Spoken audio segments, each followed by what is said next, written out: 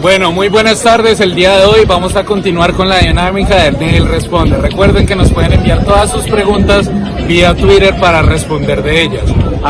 @Neil Responde.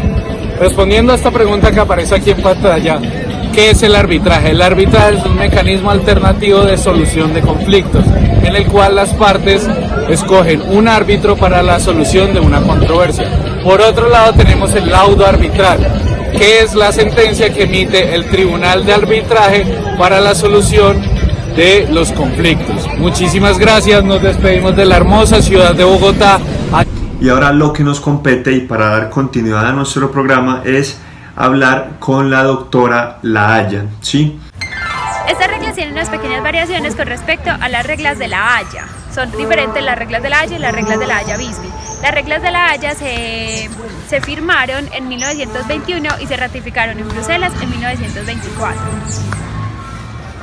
Es el convenio más difundido en el ámbito marino, pero este se ha ido quedando obsoleto ya que ha habido como muchas modificaciones a nivel tecnológico. Doctora La Haya. Primero, doctora, ¿cuáles son las obligaciones del porteador? Entonces, las obligaciones principales de la naviera es mantener a salva la carga, cargarla, descargarla, transportarla, vigilarla que esté en buen estado. Pero entonces, por ejemplo, hay como unas excepciones aquí. Dice que generalmente el buque no se debe desviar, pero si el buque se desvía para salvar vidas, entonces el porteador está a salvo como de culpas, entonces ahí ellos ya no tendrían como que pagar. Y doctora Haya, coméntenos, ¿cuáles son las obligaciones de la persona que carga o del cargador? Listo, entonces ahora hablamos de las obligaciones del cargador. Son mucho menos con respecto a las del porteador, porque el porteador necesita mantener a salvo la carga, mientras el cargador lo único que necesita es pagar un flete, entregar la mercancía en un embalaje propicio, proporcionar detalladamente como la información detallada de lo que hay ahí. Entonces es muy poco con respecto al porteador. Y por último, coméntenos, ¿qué países están adheridos a las reglas de La Haya? Listo, entonces íbamos a hablar de qué países están adheridos. Entonces, exactamente no te puedo decir un número, ya que hay unos, por ejemplo, alrededor de 80 países, 88 han ratificado. Pero, por ejemplo, Australia en 1924 rechazó la oferta de La Haya-Visby y en 1968 ya firmaron el acuerdo. Entonces hay unos países que entran, otros que salen, entonces el número exacto no te lo podría decir. Muchísimas gracias por invitarme a su programa, fue un placer y nos vemos en otra ocasión cuando necesitemos otra cosa. Estas reglas fueron creadas en Hamburgo el 31 de marzo de 1978 en una conferencia internacional de transporte por mar organizada por la ONU. Estas reglas las acatan alrededor de 60 países de los 194 de los cuales conforman la ONU. Debido a la importancia del transporte marítimo en el comercio internacional, debido a diferentes factores, ya sea porque la carga es muy pesada o tiene grandes dimensiones, ha existido la necesidad de regularla con ciertas leyes, normas o reglas, en este caso las de Hamburgo. Estas reglas de Hamburgo vienen a reemplazar a sus predecesoras, las reglas de La Haya, ya que fomentan una base legal uniforme que va a regular a todo el transporte marítimo, o como comúnmente se dice, de gancho a gancho, lo que lo hace unas reglas unimodales. Ahora, doctor Hamburgo, ¿qué definen esas reglas? Bueno, las reglas de Hamburgo hay que tener presente que se originaron debido a una exhaustiva revisión y análisis de sus predecesoras, las reglas de La Haya y de La Haya-Visby, debido a que en estas había muchísimas ambigüedades acerca de las responsabilidades y obligaciones del porteador. Esto es lo que hace y crea a las reglas de Hamburgo y por lo tanto las define como las reglas que hacen un hincapié en aclarar estas responsabilidades, ya que el porteador pues no se liberaba de demasiadas responsabilidades en el proceso del comercio. Doctor Hamburgo, ¿y en qué casos se exime al porteador de sus responsabilidades? Con estas reglas de Hamburgo se exonera al porteador cuando los riesgos son de distribución en el comercio internacional se quedan entre el porteador y el cargador. Por ejemplo, en un hipotético equilibrio precedente perjudicaba al cargador, ya que el porteador no respondía de la lista de riesgos, ya haya sido como muy claro su responsabilidad, ni tampoco las faltas náuticas del capitán o de la dotación. Perfecto.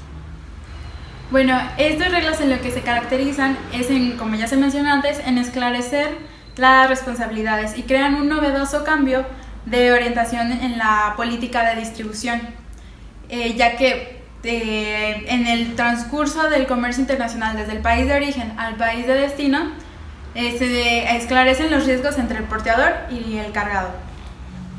Muchísimas gracias a la doctora Hamburgo por su participación en nuestro programa en vivo a través de Skype. Gracias por invitarme a tu programa y cualquier duda estoy en disposición en mis redes sociales. Gracias. Agradeciéndole a la doctora Hamburgo y a la doctora La Haya, pues vamos a continuar ahora con la doctora Rotterdam. Durante el último siglo, el transporte marítimo ha experimentado una evolución que, impulsado por las nuevas tecnologías, parece más una revolución. Las reglas de Rotterdam, creadas por la ONCITRAN, son el resultado de 13 años de discusiones en diferentes escenarios internacionales y tienen como objetivo unificar y reemplazar a las ya existentes reglas de La Haya y reglas de Hamburgo, que pretendían estandarizar la normatividad del contrato internacional. Tienen entonces por objeto crear un derecho común para todos los estados que forman parte.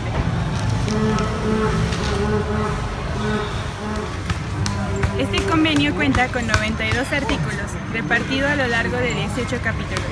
Las reglas de Rotterdam ponen las reglas del juego para establecer cuándo y cuánto debe pagar el naviero, ofreciendo así certidumbre en las operaciones de transporte marítimo y multimodal. Doctora, buenas noches. Cuéntenos por qué es tan importante la delimitación del ámbito de aplicación de las reglas de Rotterdam en el aspecto marítimo, es decir, cuál es su importancia. Puede observarse que la finalidad de las reglas de Rotterdam se dirigen hacia la consecución de un régimen uniforme para los contratos de transporte marítimo internacional. Este convenio se sitúa ante la necesidad de construir un derecho común que permita avanzar en la evolución y las necesidades del tráfico marítimo internacional. Doctora Rotterdam, ¿nos podría explicar a qué se refiere el elemento de extranjería que califica al contrato internacional? Bueno, en este convenio se añade otro requisito que es el del elemento de extranjería, con el cual se refiere a calificar el contrato como internacional. En otras palabras, el elemento de extranjería dota de intencionalidad al contrato. De hecho, en el artículo 5 se añade otro término que es el de transfronterizo. Con este se designa la doble internacionalidad a los contratos, que es un requisito para que puedan ser aplicables las reglas de Rotterdam.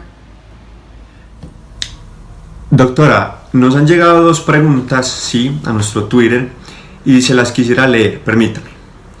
Sabemos que las reglas de Rotterdam quiebran la tendencia existente en cuanto a la responsabilidad del porteador, ya que se introduce un marco renovador. ¿Podría hablarnos más acerca de esto? Básicamente, la innovación de las reglas de Rotterdam consiste en una ampliación de la responsabilidad del porteador, tanto cualitativamente como cuantitativamente. Se añaden otros términos en cuanto a la responsabilidad y en las demoras. Además, también se alcanza la extensión de los plazos para ejercer acciones contra el porteador, pues aumentando certidumbre para el cliente.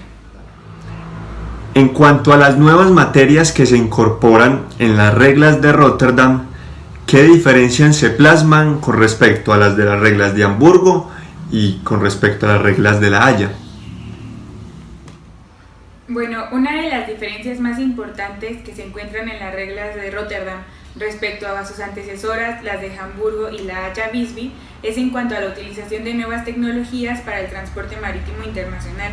De hecho, en el capítulo 3 se encuentran regulados los documentos electrónicos de transporte que se tienen que tener en cuenta para su utilización.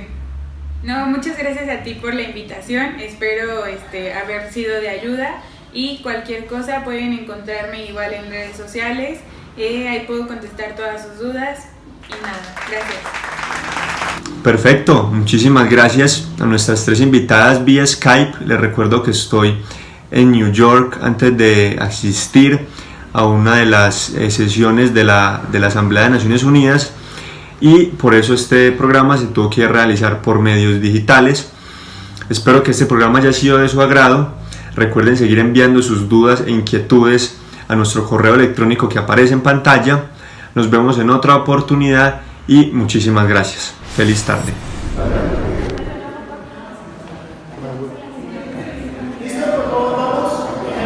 Muy buenas tardes, el día de hoy nos encontramos en la capital de Bogotá, específicamente nos encontramos en el Capitolio, donde se reúne el máximo poder.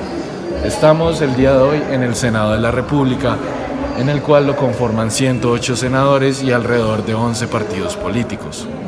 También es necesario aclarar que acá es donde se reúne una de las ramas del poder y se toman y se emiten muchas de las leyes en Colombia. Muchísimas gracias y nos vemos en un próximo capítulo.